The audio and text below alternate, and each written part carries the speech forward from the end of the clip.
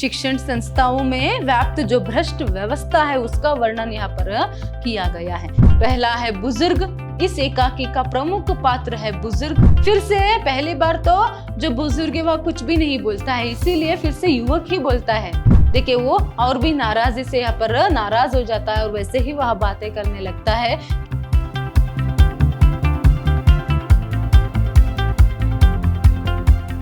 नमस्कार, मैं हूँ हर्षिता, हिंदी लेक्चरर, विद्याश्रम कॉलेज मैसूर।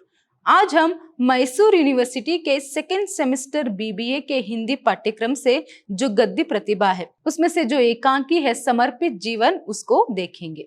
एकांकी को देखने से पहले हमेशा की तरह हम जो लेखक परिचय है उसको देखेंगे। देखिए, समर्पित जीवन जो एकांकी है उसके रचयिता है डॉक्टर सुशीला ठाकबोरे जी। डॉक्टर सुशीला ठाकबोरे जी का जन्म 4 मार्च 1954 में भानपुरा मध्य प्रदेश में होती है। भानपुरा जिले मध्य प्रदेश में इनका जन्म होता है। देखिए, इन्होंने एमए हिंदी साहित्य में एमए किया, फिर इसके बाद अंबेडकर विचारधारा साहित्य में भी इन्होंने एमए किया। इसके बाद इन्होंने बीएड और पीएचडी की हिंदी के विषय में। इनकी प्रमुख कुछ रचनाएं इस तरह है। स्वाति बूंद और खारे मोती, यह एक काव्य संग्रह है। यह तुम भी जानो काव्य संग्रह है। यह भी तुमने उसे कब पहचाना, यह भी एक काव्य संग्रह है। हिंदी साहित्य के इतिहास में नारी, यह एक विवरण है। भारतीय नारी समाज और साहित्य के ऐतिहासिक संदर्भों में, यह भी इनकी एक विवरण है। नेक्स्ट, परिवर्तन जरूरी है, अनुभूति के घेरे, टूटता वहम, हमारे हिस्से का सूरज, संघर्ष, रंग और व्यंग्य, नंगा सत्य, यह सभी इनकी प्रमुख रचनाएं हैं। अभी हम जो प्रस्तुत उनकी रचना जो आपके पाठ्यक्रम में दी गई है, समर्पित जीवन जो एक एकांकी है, उसके बारे में जानेंगे। देखिए, यह जो है प्रस्तुत नाटक समर्पित जीवन शिक्षण संस्थाओं में व्याप्त भ्रष्ट व्यवस्था का वर्णन जो है किया गया है। शिक्षण संस्थाओं में व्याप्त जो भ्रष्ट व्यवस्था है उसका वर्णन यहाँ पर किया गया है। किस तरह आज के समय में जो है शिक्षण संस्थाओं में जो है, बड़े बड़े शिक्षण संस्थाओं में जो है भ्रष्टाचार जो है वह चलता है, उसको हम देख सकते हैं। और उसके साथ साथ जो एक ईमानदार और एक आदर्श शिक्षक जो रहता है वह किस तरह अपने संस्था के लिए अपना पूरा जीवन समर्पित कर देता है, फिर उसके फलस्वरूप उसको क्या मिलता है, यह सभी हम इस एकांकी में देख सकते हैं। देखिए, एकांकी नाटक करके यहाँ पर दिया गया है। एकांकी का अर्थ है यहाँ पर एक अंक वाला नाटक। एकांकी मतलब क्या है? एक अंक वाला नाटक। आप लोगों को यहाँ पर जो है विधाओं के बारे में यहाँ पर दिया गया, मतलब अलग अलग आधुनिक नए गद्य विधाओं को यहाँ पर दी गई है। जैसे अभी हमने कहानी को देखा और उसके साथ साथ यात्रा वृत्तांत, जीवनी, इस सबको हमने देखा है ना। आपका पहला और दूसरा पार्ट जो है वह है कहानी थी। अभी उसके बाद नेक्स्ट जो सबके दद्दा थे वह एक जीवनी थी। ऐसे ही आगे चलकर आप यात्रा वृत्तांत, रिपोर्टाज, निबंध, रेखा चित्र, इन सब के बारे में जानने वाले हो। और आज जो है यह जो पाठ है वहां है एकांकी। तो एकांकी का अर्थ है एक अंक वाला नाटक। ठीक है, तो अभी हम समर्पित जीवन जो एकांकी है उसको देखेंगे। इसके बारे में अंत में हम चर्चा करेंगे। देखिए, इस एकांकी के बारे में और भी बहुत कुछ बातें जो है जानना जरूरी है, तो उसको हम अंत में जानेंगे। तो बहुत अच्छी तरह से एकांकी कर जो सुशीला ठाकबोरे जी जो है इन्होंने इस एकांकी की रचना की है। तो आइए अभी हम एकांकी को देखेंगे। तो एकांकी को देखने से पहले हम जो पात्र है उनको देखेंगे। देखिए, पात्रों का जो परिचय है यहाँ पर आपको दिया गया है। पहला है बुजुर्ग, इस एकाकी का प्रमुख पात्र है बुजुर्ग। उसका वह जो है वह एक शिक्षक है। जो बुजुर्ग है वह एक शिक्षक है। तो उसकी पोशाक के बारे में भी यहाँ पर आपको दी गई है। देखिए, पोशाक उसने जो है धोती और कुर्ता पहना हुआ है और उसका उम्र है लगभग 60 वर्ष। बुजुर्ग का उम्र 60 वर्ष है। धोती कुर्ता जो है पोशाक जो है उसने पहना है और वह एक पेशे से शिक्षक है। नेक्स्ट है युवक। देखिए, युवक पात्र जो है वह भी एक प्रमुख पात्र है इस एकांकी के अंतर्गत। वह है बेरोजगार फिलहाल।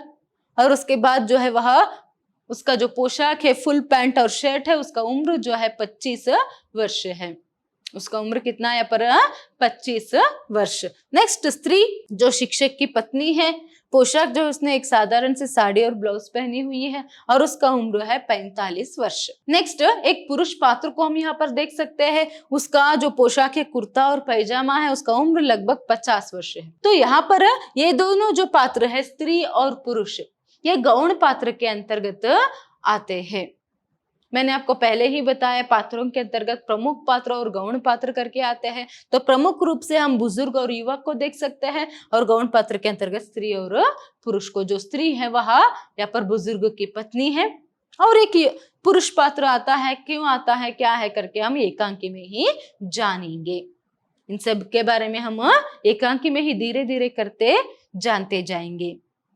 देखिए, हमेशा की तरह मैं पहले ही यहाँ पर सब कुछ जो है इसके बारे में नहीं बोल रही हूँ, क्या है इसमें, किस विषय से संबंधित है, कौन क्या है, यहाँ पर को हम एकांकी के साथ धीरे धीरे जो है जानते जाएंगे, तभी उसका जो पूरा स्वाद है हम ले सकते हैं। इसीलिए पूरा पाठ को जो है यहाँ पर मैंने डलवाया है। उसको पढ़ते हुए देखिए, एकांकी है, ये कोई कहानी नहीं है, तो ये एकांकी है, इसीलिए उसको एक एक करके जो है पूरा जो पाठ है हम यहाँ पर देखते हुए उनको जानते जाएंगे। तो अभी आगे बढ़ेंगे। देखिए, यहाँ पर नाटक का जो मतलब एकांकी का जो प्रारंभ है किस तरह होता है। तो नाटक एकांकी होने के कारण जो है यहाँ पर पहले उनके संदर्भ में जो है बताया गया है। देखिए, यहाँ पर पर्दा उठता है, पीछे के पर्दे पर बगीचे का दृश्य है, मंच पर 2 बेंच है, आसपास गमलों में हरे भरे फूलों के पौधे हैं, हल्का संगीत बजता है, मंच पर लगभग 60 वर्ष का बुजुर्ग आता है, उसके हाथ में अखबार है, वह थोड़ी देर इधर उधर देखता है, कुछ देर खड़े रहकर अखबार पढ़ता है, फिर इधर उधर देखते हुए एक बेंच पर बैठता है और अखबार पढ़ने में तल्लीन हो जाता है। देखिए, यहाँ पर पहले जो संदर्भ है वहां का और जो वातावरण है उसके बारे में यहाँ पर बताया गया है। क्योंकि नाटक है तो मंच का यहाँ पर प्रयोग किया गया है, तो मंच पर जो है पर्दे पर जो है मंच के पीछे जो पर्दे पर जो है बगीचे का दृश्य है। इसका अर्थ यहाँ पर क्या है, अभी वह बगीचा है। तो वहां पर 2 जो बेंच है डाली गई है और गमलों में जो है यहाँ पर हरे रंग के पौधे हैं और उसमें रंग बिरंगे फूले जो है उसमें रंग बिरंगे फूले हैं, उसमें रंग बिरंगे फूल सभी हैं। तो यहाँ पर उसका जो वातावरण है उसका वर्णन हो गया। फिर उसके बाद एक 60 वर्ष का व्यक्ति जो है वहां आता है, उसके हाथ में अखबार है, वो पहले इधर उधर सभी देखता है, फिर देखकर एक बेंच जो रहता है मंच पर उस पर बैठ जाता है, फिर वहां अखबार पढ़ने में तल्लीन हो जाता है, मतलब अखबार पढ़ते हुए वहां बैठ जाता है। देखिए, ये एकांकी है।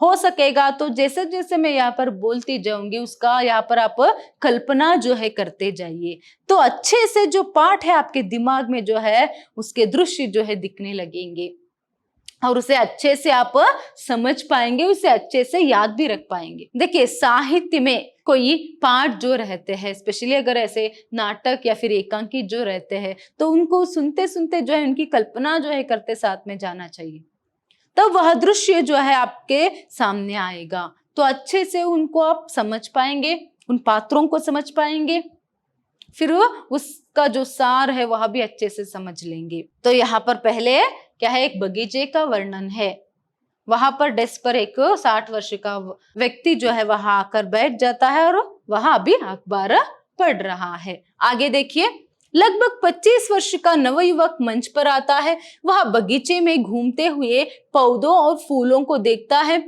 दूसरे बेंच पर बैठता है, इधर उधर देखने के बाद वह बुजुर्ग को देखता है, बुजुर्ग को गौर से देखते हुए कुछ याद आता है, चहलकदमी करता है, बुजुर्ग से बात करने में झिझकता है, बुजुर्ग को करीब से देखता है, फिर उसी बेंच पर बैठ जाता है, बुजुर्ग के पास सरक कर बातें करने की कोशिश करता है, बुजुर्ग का उसकी ओर ध्यान नहीं है, वह पेपर पढ़ते हुए धीरे धीरे बुदबुदाता है, उंगलियां गिनाता है, ऊपर देखता है, पुनः पेपर पढ़ने लगता है।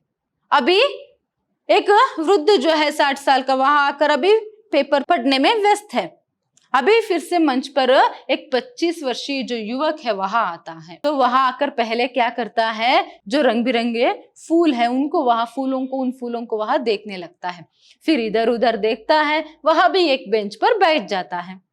फिर एक बेंच पर बैठने के बाद वो जो है, जो पेपर पढ़ने वाले व्यक्ति जो है, वृद्ध जो है, उसको देखता है। उसकी नजर जब उस पर पड़ती है तो उसको जब देखता है तो वो कुछ सोच में पड़ जाता है, कुछ चहलकदमी करने लगता है। फिर वहां क्या करता है, धीरे से जाकर वहां पर बैठ जाता है। फिर वहां युवक जो है उस व्यक्ति के साथ, उस बुजुर्ग के पास जो है वहां बैठ जाता है।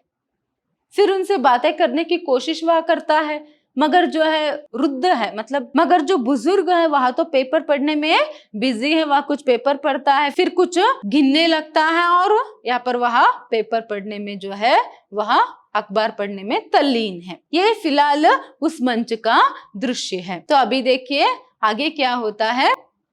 युवक बुजुर्ग का ध्यान अपनी ओर खींचते हुए विनय के साथ, महाशय जी, ऐसा लगता है मैंने आपको कहीं देखा है।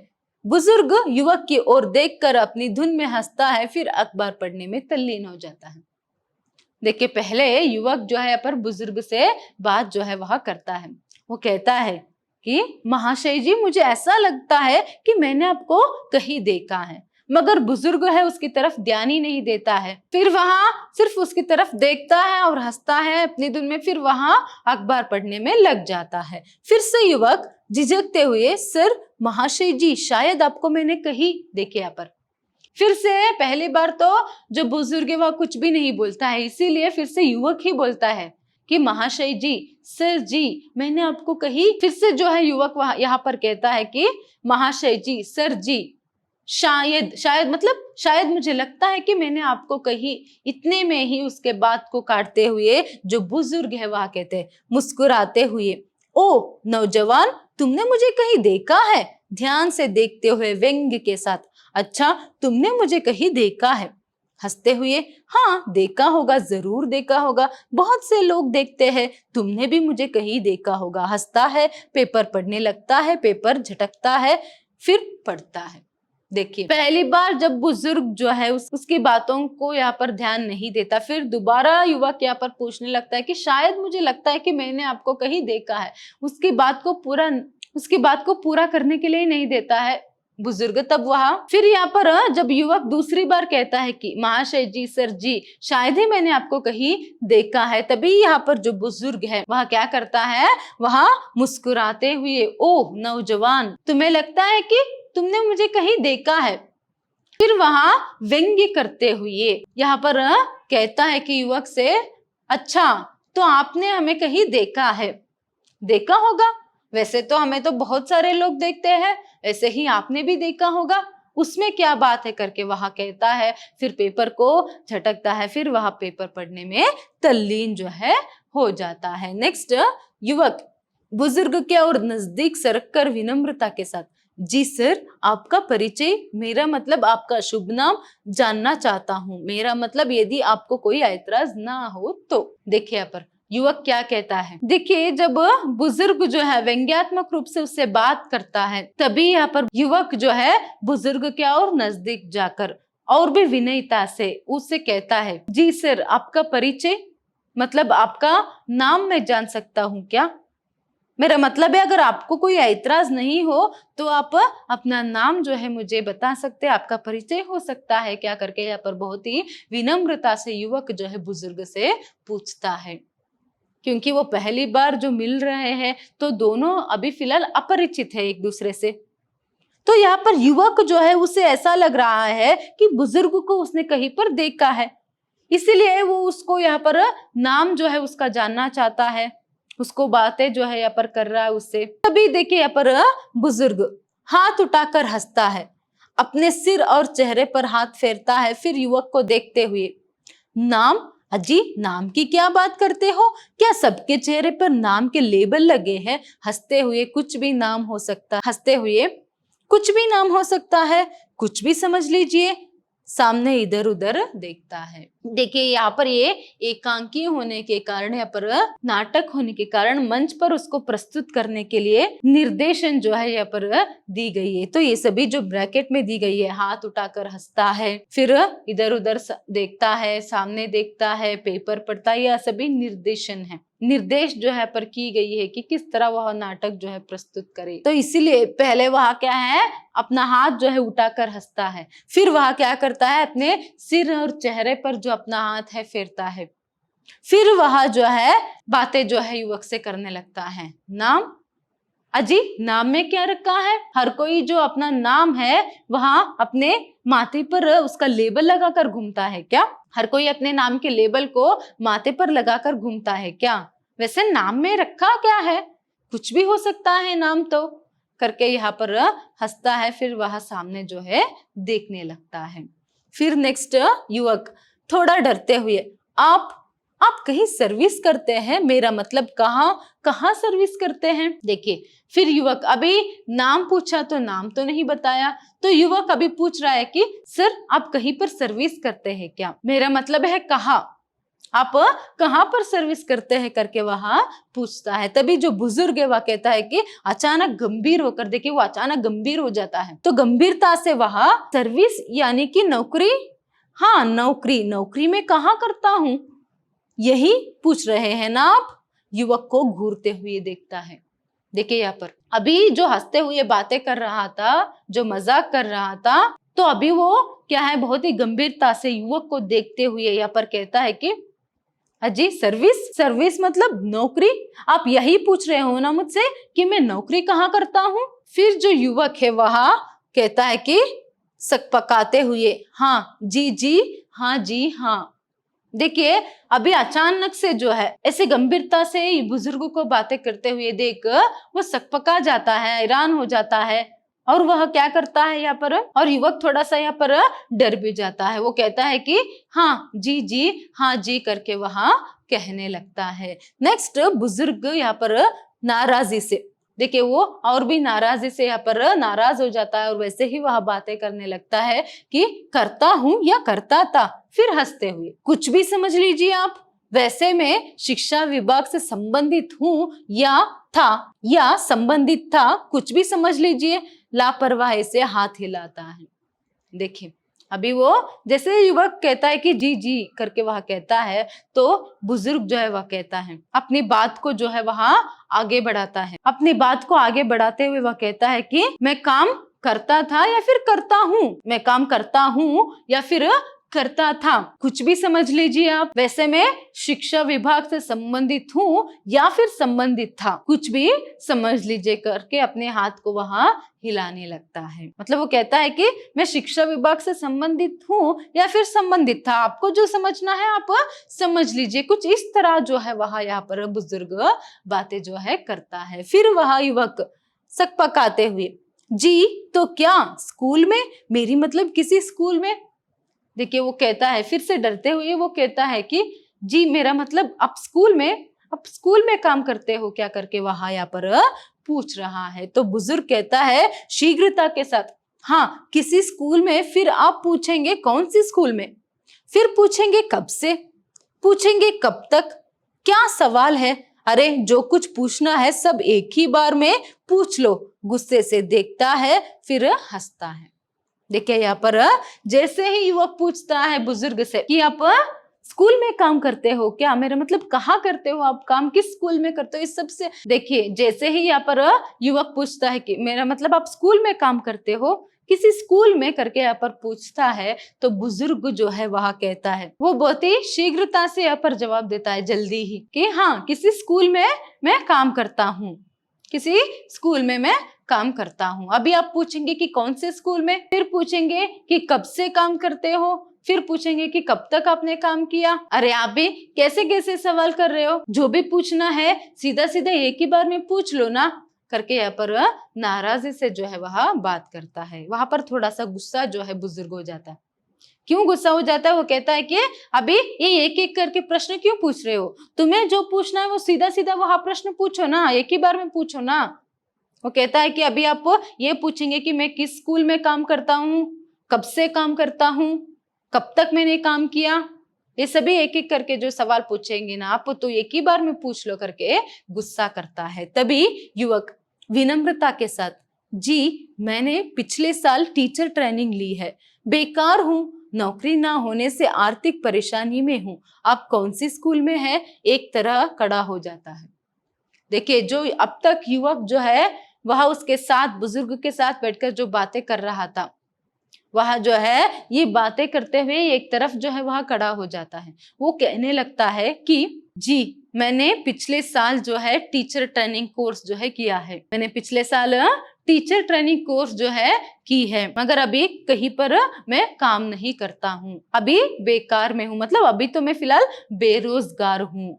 तो बेरोजगार होने के कारण से आर्थिक परेशानी जो है बहुत है मुझे। आप कौन सी स्कूल में काम करते हो, ये सभी बोलते बोलते वो एक तरफ जो है खड़ा हो जाता है। अभी फिलहाल जो उसका जो एक बात है, परेशानी है, वो अभी बुजुर्ग के सामने रखता है। तो देखिए, बुजुर्ग हाथ ऊपर करके बीच में रोकते हुए, तो ऐसे में ही वो अपनी बात जो है बोलता रहता है कि बुजुर्ग हाथ ऊपर करता है और उसकी बात को रोकते हुए वो कहने लगता है, बड़े अजीब हो भाई, तुम भी अजीब बातें करते हो, समझाते हुए। देखिए, अभी पहले वो कहता, उसकी बात को बीच में रोकता है, हो भाई तुम भी बड़े अजीब हो, तुम भी बड़े अजीब बातें कर रहे हो। फिर वो उसे समझाते हुए कहता है कि अजी कोई छोटा मोटा स्कूल हो तो छोटा सा नाम बता दूं, आप तो जानते हैं आजकल दिन पर दिन इतने स्कूल खुलते जा रहे हैं कि अपने स्कूल का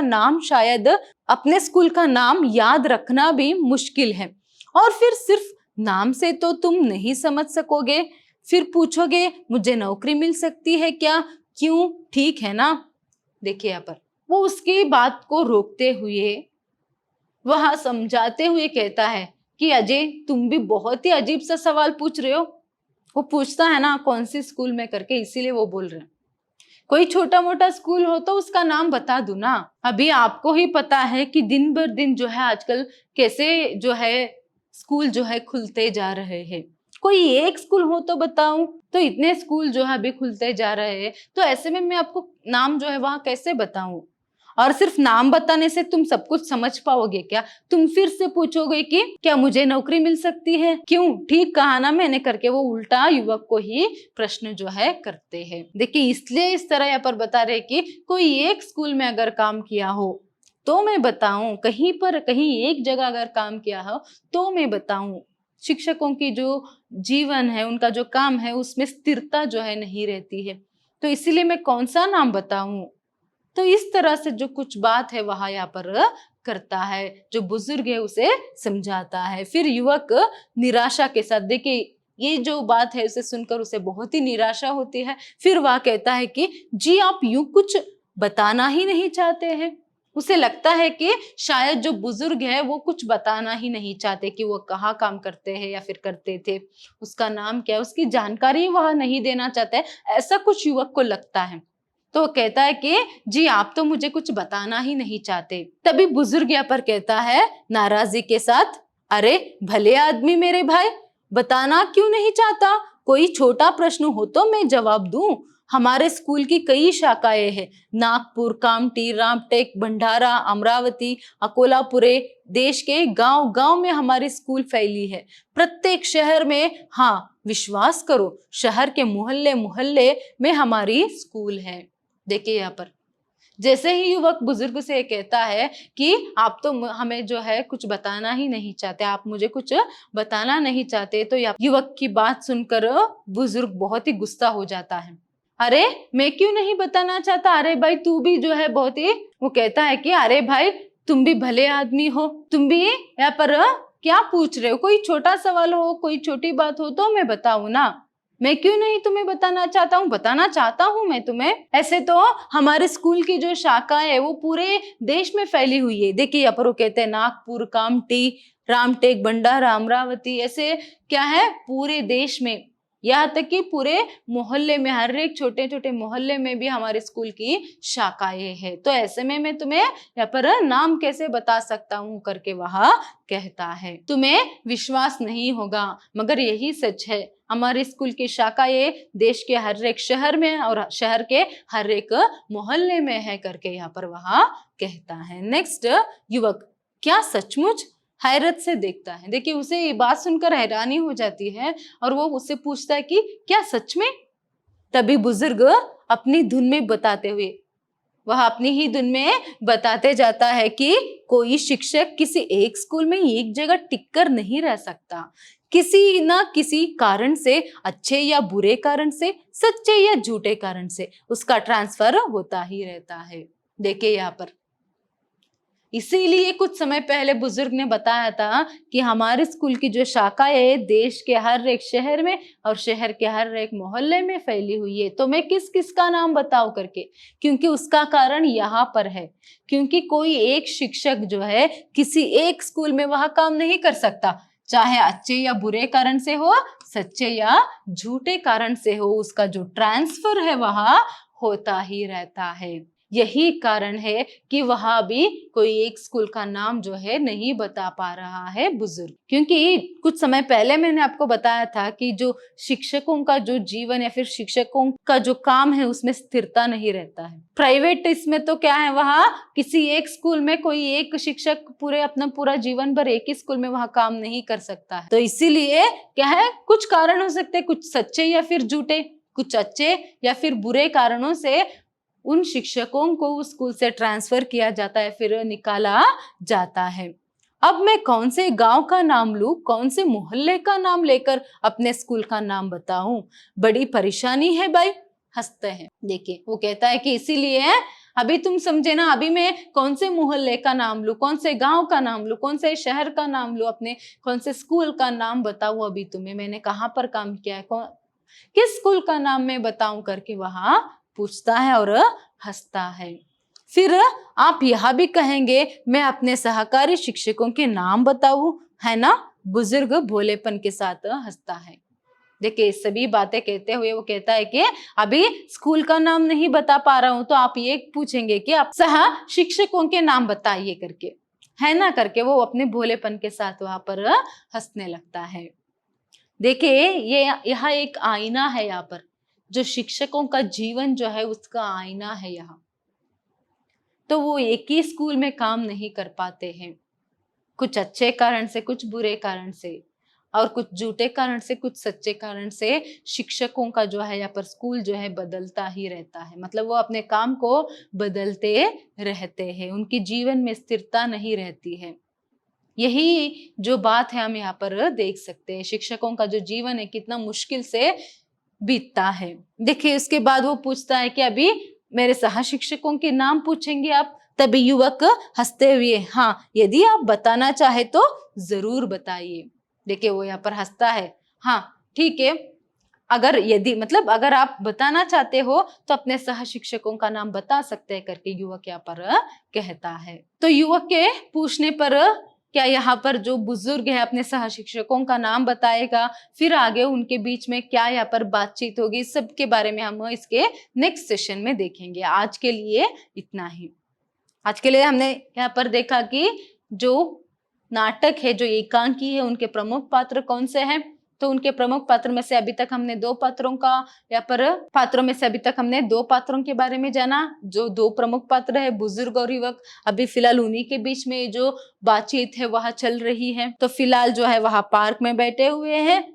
तो बुजुर्ग को देखकर युवक को लगता है कि वो कहीं पर उसे देखा है। तो उससे पूछता है आप कहाँ काम करते हो, आपका नाम क्या है? अभी तक बुजुर्ग ने अपना नाम नहीं बताया है, मगर ये बता दिया है कि वो क्या है, शिक्षण संस्था में काम कर रहा था, वो एक शिक्षक है, यह पता चल गया है। तो स्कूल के नाम पूछने पर वो स्कूल का नाम पूरा यहाँ पर नहीं बता पाता, उसका कारण भी हमने यहाँ पर देख लिया। अभी उसके सह शिक्षकों के बारे में बातचीत कर रहे हैं। तो यहाँ पर आगे जो है नेक्स्ट सेशन में हम देखेंगे कि क्या सह शिक्षकों का नाम बताएगा या फिर उनके बीच में क्या बातचीत होगी, नेक्स्ट सेशन में देखेंगे।